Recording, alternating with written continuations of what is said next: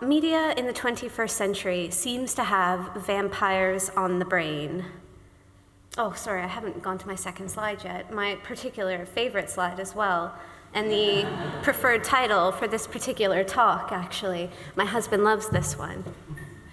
Media in the 21st century has vampires on the brain. These creatures of the night have assumed a position of prominence on the big screen and the little screen, invading into our cinemas, our living rooms, and even into our bedrooms. These teen heartthrobs pout that their undead existence is simply unbearable, and multitudes of women flock to comfort them in immortality. Even the vampires whom the viewer is meant to be afraid of don't have the same bite. I won't have puns like that all through. Because it's just as easy to catch a vampire on screen falling in love with a human as it is to find them eating one. A good example of this is 30 Days of Night, released in 2007, compared to the box office heavyweight Twilight, which was released in 2008. The vampires in 30 Days of Night are good examples of what we would call a traditional vampire. Though they don't appear in the same films as the more, what I would refer to as a sympathetic vampire character, they do still have to compete for prominence in the box office. And not surprisingly, or as we all know, Twilight far outstripped 30 Days of Night in box office sales. Before the cinematic reinterpretation of the vampire, this was not the way things were. Before the vampire was a thing of nightmare. So how is it that a creature who terrorized the Victorians has become man-perfected in modern pop culture? I'm going to briefly outline this relatively new, sexy vampire mythology, from vampire to Dracula, from Bela Lugosi through to Edward Cullen. And by researching the history of the vampire, we're going to ascertain some popular beliefs regarding immortality and death from the 12th century all the way through to the 21st. We don't know who created the folklorist figure of the vampire and where or when it first came into being. But vampires are not universal, like the figure of the werewolf. For example, there's no native North American vampire. And historically, the fear of the vampire has been entirely separate from the fear of the dead. This is especially true when we consider the figure of the revenant, who would rise from the grave to spread plague and pestilence in his community. And in fact, blood-sucking isn't a common theme until the 18th or the 19th centuries. The fear of vampirism is the fear of immortality disrupted, whether for good or for bad.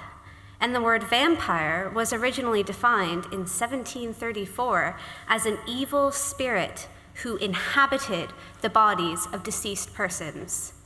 And that's a cue to Buffy the Vampire Slayer and the facial transformations of these vampires who've lost their souls and have been inhabited by a demon.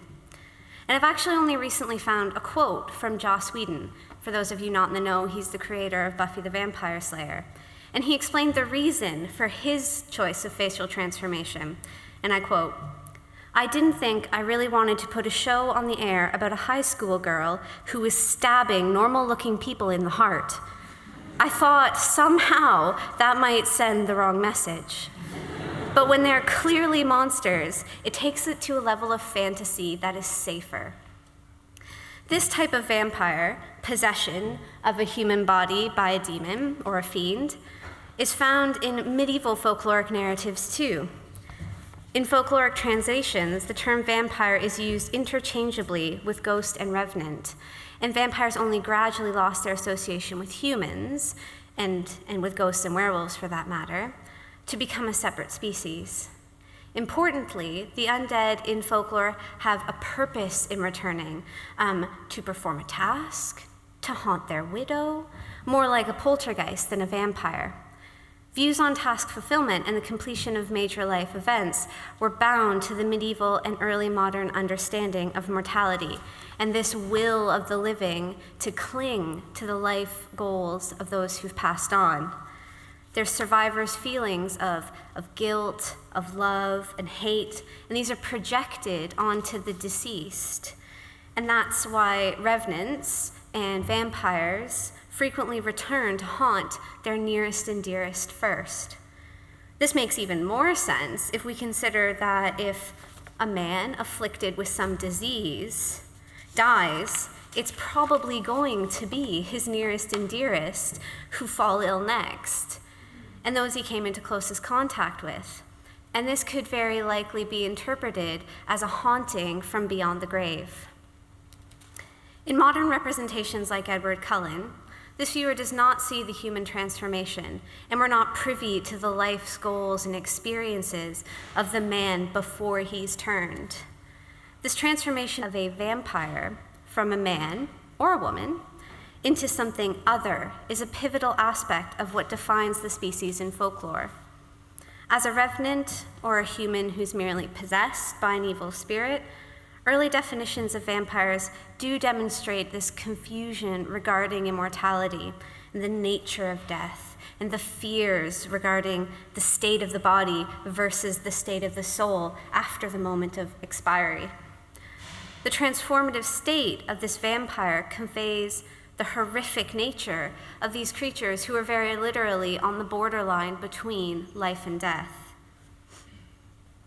By the beginning of the 18th century, coinciding with the decline in the witch trials, the revenant of medieval England had become a thing of the past, and the modern vampire that we all know and love had came to the fore.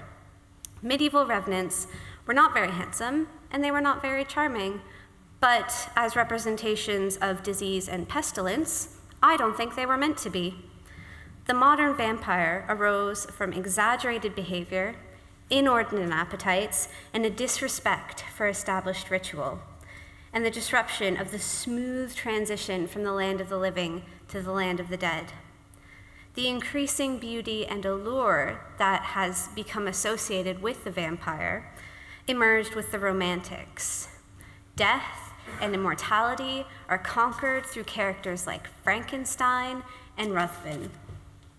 And an increasingly scientific European community left these medieval understandings of the transformative state, most of which have been conveyed by characters like revenants and werewolves. They left all that behind.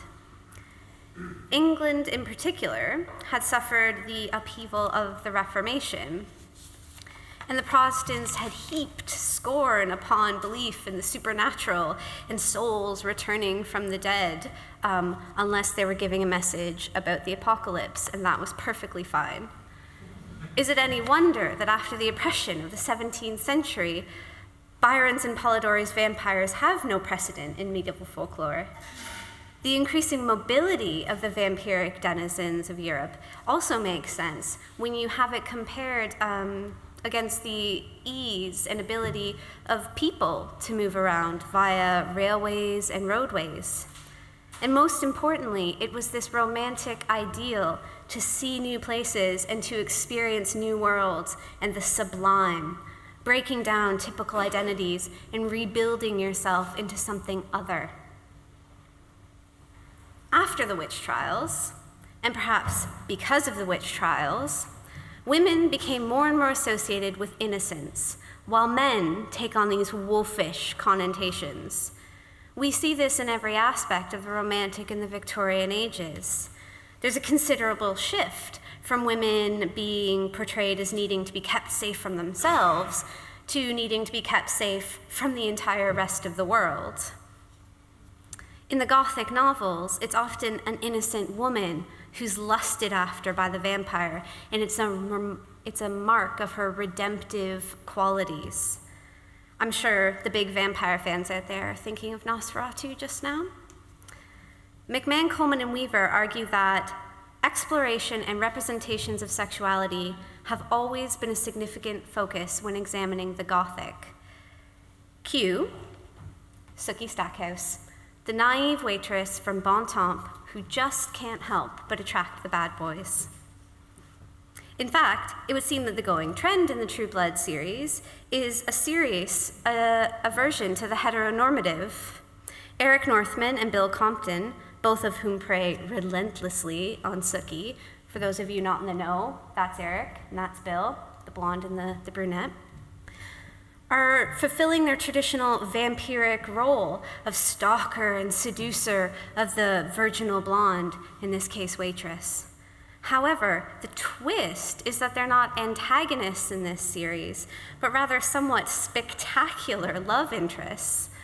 McMahon, Coleman, and Weaver argue that the theme of the television series and the book series upon which it's based is to judge an individual on their actions rather than their race, their gender, or even their species. But I believe that the True Blood series is much more about the liberation of Sookie from a state of innocence into a state of hyper-sexualized otherness. In True Blood, much like in Buffy the Vampire Slayer, the modern viewer is encouraged less and less to see the vampire as this linchpin upon which the entire series pivots, but rather to focus our attention on the victim, or who would have been considered the victim previous to this. Sookie, who tries her best to maintain the ladylike virtues that are still present in the Deep South, is increasingly confronted with the queerness and otherness of the world around her. Eric and Bill appeal to the viewer, especially the female viewer, because they offer Sookie the illusion of choice, albeit a choice between two evils, while at the same time maintaining a deep and abiding affection for her. This affection comes in part from Sookie's fairy blood. It gets even more complicated than that if you haven't seen the show. And in the True Blood mythology, this impairs the judgment of most vampires, of course. Sookie, quite literally, has Eric and Bill desperate for her. In this way, Sookie becomes unique in the world of the vampire, as she's one of the few remaining fairies in this realm. We identify with Sookie first and foremost because the actions in the books, and to a large extent the actions in the television series, they follow her as the prime mover. But we also identify with her because she's singled out as being particularly special. All this special uniqueness has a mass appeal for the average viewer living in an increasingly global and therefore increasingly standardizing and increasingly public world. So no points for guessing who that is. And I can tell you where to buy the t-shirt as well later if you're interested. The most famous, and certainly the vampire best recognized in film and literature, is Dracula. Bram Stoker wrote his novel of the same name in 1897, just a little more than 100 years after the last official European witch trial. The novel follows the story of Jonathan Harker and his fiancée Mina as they're plagued by the attentions of Count Dracula. Beginning in Transylvania, then moving through to London, Stoker reputedly based his character of Dracula on the historic figure of Vlad Tepes. That's a topic worthy of its own conference, so we won't get into it here. Written and filmed shortly after romantics like Byron are publishing their own works on vampires, Dracula is capitalizing on the increasing immigration into the cities, and between countries. The character of Dracula is primarily just an other, and is presented from the very onset of the book as a film and predator in genteel society, same as in the film. I bring up Dracula here, even though he isn't presented as a particularly sympathetic monster, because he's still so darn attractive to the viewer. He's well-dressed, he's well-spoken, well-mannered, he's got money. He's the perfect country gentleman, except for the blood-drinking thing. He successfully seduces the flapper girl Lucy, who, if we're being honest, really did want to be seduced. And then he sets his sights on the virginal Mina, and we all know what happens to virgins when they have their eyes set on by vampires. Dracula says to Jonathan while they are in the Carpathian Mountains, "Listen to them, children of the night, what music they make." Dracula is aligning himself with the natural elements including the night itself, by referring to wolves as children and their howling as music. This is in direct opposition to Byron's Lord Ruthven, who so strongly aligned with humans. In the late 19th century, as industrialized Europe is moving further and further away from the deep woods and a natural understanding of predation, nothing could have been further from the reader's mind or comprehension of the communicative abilities of wolves as music and children. This plot technique is serving to alienate Dracula even further from the English readers, so that there can't be any sympathy for this monstrous count. The motif of wolves and vampires sharing a mutual bond, or at least a superficial relationship, is one that's being utilized in more modern reinterpretations of the vampire myth, specifically, and in my opinion somewhat surprisingly, in the Twilight series by Stephenie Meyer. But neither Stephenie Meyer nor Bram Stoker have the first or final word on vampires and wolves. William of Newborough's Revenant, who was up and kicking in 12th century Berwick, was constantly hounded by a pack of dogs, and according to Serbian gypsies, only wolves were strong enough to rip apart and devour a vampire. There's also an enduring myth that werewolves become vampires after death. This relationship between wolves and vampires does get a bit muddled at times. I'm thinking here specifically of the book From Demons to Dracula. And there seems to be a real inclination to associate the vampire with werewolves in whatever context that the two of them are mentioned. I can only guess that Bram Stoker picked up on this and utilized it in his own book.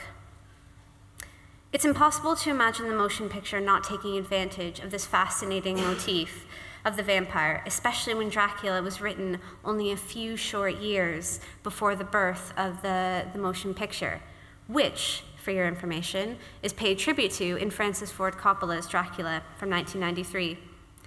Hot on the heels of Nosferatu, released in 1922, came Dracula, starring Bela Lugosi, and the premier vampire of the 20th century was born, a Hungarian with a debonair sense of style and a piercing stare. Lugosi, was unwittingly associating himself with a long history of vampirism when he became the trademarked eyes of the universal vampire. The malignant stare of the undead is actually a common theme in Icelandic sagas from the 12th and 13th centuries. It's not something that we're unfamiliar with either, as most vampires today are able to use a hypnotic stare. Most fictional vampires are able to use a hypnotic stare to coerce their human victims. The association of vampires with foreigners was a relatively new addition to the vampire story back in 1897. As mentioned previously, normally a vampire or revenant would rise up from the grave, kill all his family and his local community, and only then start to look elsewhere. A foreign vampire is hardly surprising as a modern invention. Before easy transport like rail and, British Air, people wouldn't have had much of a chance to encounter outsiders or to travel to different communities. This foreign association has lasted since Stoker's Dracula, though. Just like in Nosferatu, Dracula's brought into the Western world from the East, and he's a plague on the innocent young people of Whitby that the vampire introduces into healthy society. Typically, modern vampires do come from somewhere else. Angel from Buffy and Stefan from the Vampire Diaries are both good examples, and even Bill Compton, who we saw just one slide ago, came back from a distance of years rather than miles. And the only exceptions are once a series has entered the 3rd or 4th season and they need a new plot device or a character needs a makeover. Tara from True Blood and Elena from the Vampire Diaries are good examples. After Bela Lugosi donned the black cape, Dracula became prolific in cinema. Christopher Lee played Dracula no less than 7 times with Hammer Studios, although he's been interviewed as saying the last few times they had to bribe him. In fact, to date, there have been over 170 film adaptations of Dracula, and I haven't updated this yet because it should say over 171, because they just released that new one in October this month, didn't they? But since the first appearance of colored blood on the silver screen in 1958, the Dracula film, the vampire has generally ceased to terrify and elicit horror from the audience. This is, of course, not always the case. Some cinematic vampires, like 30 Days of Night, who I mentioned earlier, are hideous and truly monstrous in their actions and in their appearance. But certainly, the vampire has become much more sexualized in film and television, even when he appears alongside his hideous alter ego, top and bottom, for example. It's not the same vampire, but the face all looks the same. A good example of this is the groundbreaking television series Buffy the Vampire Slayer. In this instance, the television show was so outrageously popular, I'm a fan, because it cleverly used girl power, epitomized in a petite blonde Slayer, and her romance with Angel and then with Spike, both of whom are pictured here without the funky face thing. What else could we do but be drawn into this magical world where a single teenage girl had the ability to fight not just the bad guy, but the bad guys all on her own, without the need for any masculine protection? It was the old world turned upside down, or rather, turned right side up.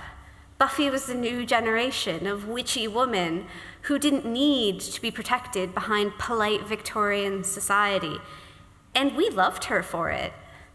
Angel and Spike, who are mere accessories to a show primarily dominated by Buffy and her gang, are themselves surrounded by vampires that Buffy has to slay. And actually, each of them, in turn, have been slayed by Buffy at one point in the show. These traditional vampires, so not Angel and Spike, served as a catalyst for Buffy's existence, but also to clarify Angel and Spike's unusual position in Sunnydale as allies to the Slayer. They're in every way going against their natural instincts. And their natural instinct, in fact, every modern vampire's natural instinct, is to drink blood. As far as I can recall, this is a rule without exception.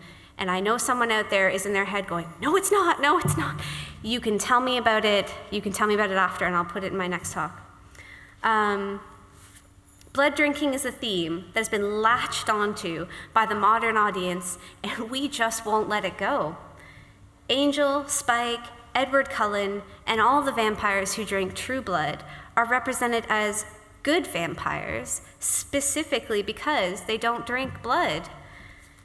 What I find so intriguing about this premise, especially in a show like Buffy, is that it would seem the only real crime is to drink blood, and everything else in a vampire's nature is completely forgivable, including past crimes that they may have committed. Even more importantly, as mentioned, vampires haven't always been known for drinking blood. So this, while not entirely a modern invention, is a new universal vampire trait.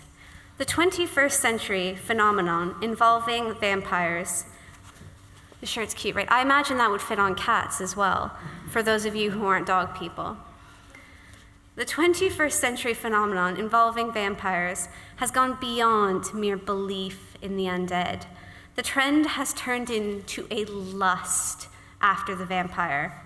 Popular retail outlets, or a 10-second Google search, demonstrates that outlets have launched clothing with taglines including, "Screw being a princess, I want to be a vampire," or "I like my men striking Viking and vampire." Eric Northman's also a Viking, for those of you who haven't seen the show. The desire for the undead might seem unusual at first, based on the historic evidence we've gone through thus far, and what you might consider an understandable abhorrence of revenants and vampires in the medieval, Renaissance, and Victorian worlds. But as Bela Lugosi donned the Count's cape, the vampire began to transform from a monster to be feared into a mysterious entity that we could envy. The modern vampire is the culmination of a historical evolution that's been based on fear. And if the fear of death fades, then all we're left with is this fascination and a desire for everlasting life. Oh, we're also left with True Blood, Twilight, Vampire Diaries, Buffy the Vampire Slayer, and the list goes on, being human.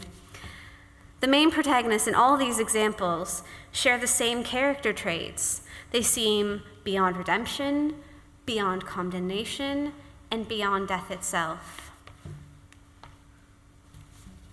So here we are at last, the culmination of the vampire genre.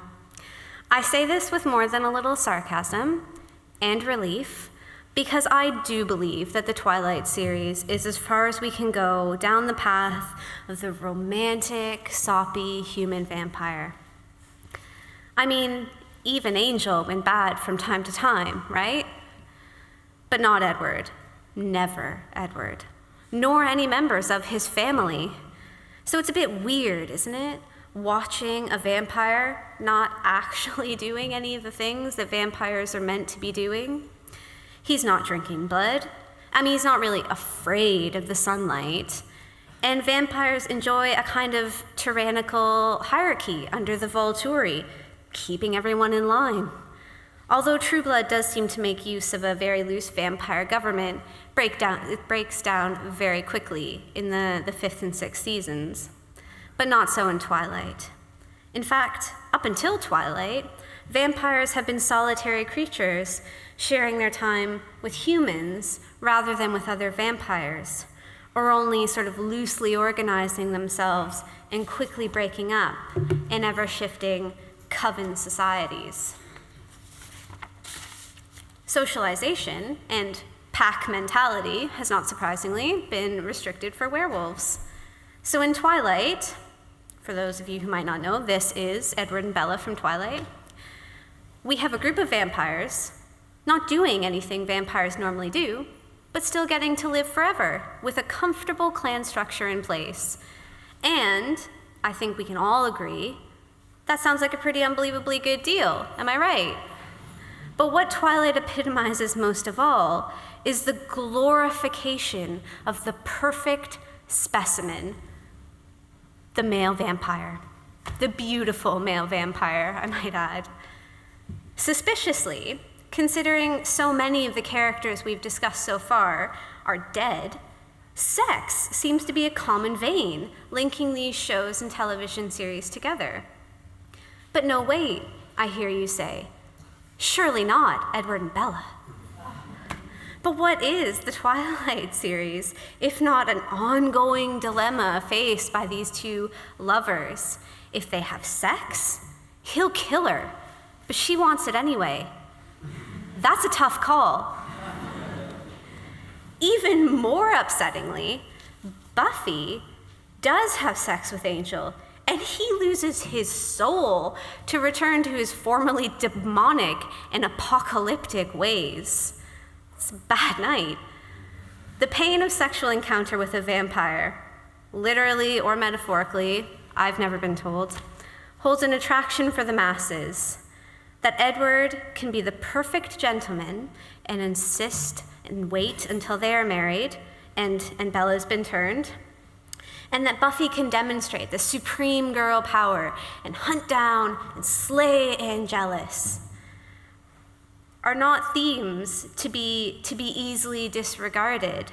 They speak to the consequences that we all fear when we fall in love and when we have sex, and what we want sex and love to be when we're young. Ground-shaking, eternal, and just a little bit dangerous. Bella and Buffy are forced into impossible positions. Again, not literally. And I think it's Buffy's mom, Joyce Summers, who says it best, and I quote, "When it comes to you, Angel, She's just like any other young woman in love. You're all she can see of tomorrow. But I think we both know that there are some hard choices ahead. If she can't make them, you're going to have to. And I know you care about her. I just hope you care enough. I didn't bring any Kleenex, if anybody, gets me every time. And paradoxically, we've circled back to the world of the Victorians, in which the strong male has to take the lead and save the woman from herself. Except in this case, Edward does a pretty piss-poor job. The Twilight film capitalized on the social media-generated faith in the individual. Bella Swan, who's a young woman who's neither particularly beautiful nor especially intelligent, captures the attention of Edward Cullen, a 106-year-old vampire. You have to imagine what they're talking about at dinner, right? Like, what is their conversation going to be? But that's fine. It's neither here nor there. Edward described himself as the world's best predator. Everything about me invites you in. My voice, my face, even my smell. Ew, right? Though none of that seems to be the focus of the books or the films. We are meant to believe that this is true love in every sense of the term, with nothing to do with Edward's capability of luring in female victims.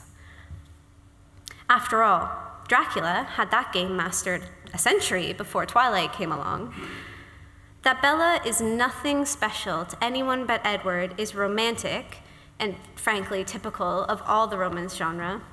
But what's unusual is that while other female protagonists, Buffy and Sookie, who we've talked about, they seem to go on with their daily lives and pursue their own occupations, hobbies, friendships, Bella seems unable to redefine herself away from Edward Cullen.